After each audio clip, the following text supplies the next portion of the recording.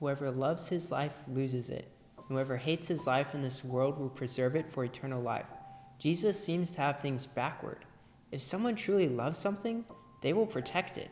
On the other hand, if they hate it, they will try to eliminate it. Why then does he say, whoever loves his life loses it, and whoever hates his life in this world will preserve it? Herein lies the key. Whoever hates his life in this world will preserve it for eternal life. Evidently, Jesus is contrasting two types of life, earthly life and eternal life. This distinction will help us to understand the first part of the sentence, which we can modify to say, whoever loves his life in this world loses it. Whoever hates his life in this world will preserve it for eternal life. Nevertheless, this is still a puzzling statement. Is not the Catholic Church pro-life? Are we not called to be joyful? Why is Jesus asking us to hate our life in this world? It is important to emphasize that Jesus is not asking us to detest our lives. Our lives are a free gift out of God's abundant love for us. Nonetheless, our lives on earth are merely transitory. We are pilgrims on a journey. If we become too attached to our lives on earth, we will not be prepared for eternity. This is Jesus' warning to us in this penitential season of Lent. Woe to us if we are wasting this time of holy preparation. Ask yourself today, am I striving to become more detached from the world?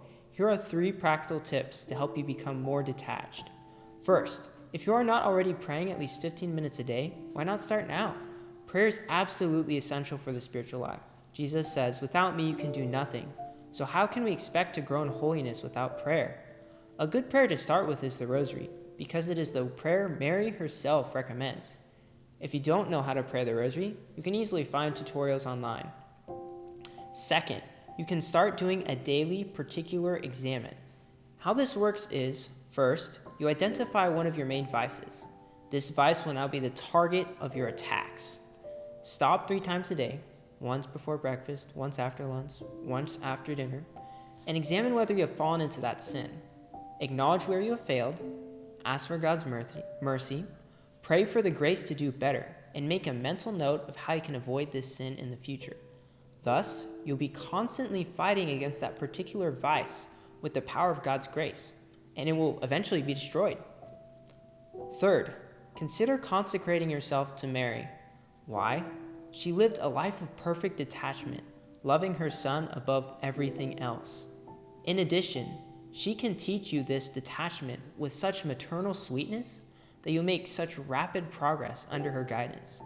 There are many books available to guide you through the process of consecration, but one book that I particularly recommend is 33 Days to Morning Glory by Father Michael Gately. Remember, we are on a journey. This earth is not our home. Therefore, let us set our eyes on the eternal beatitude promised to us by God.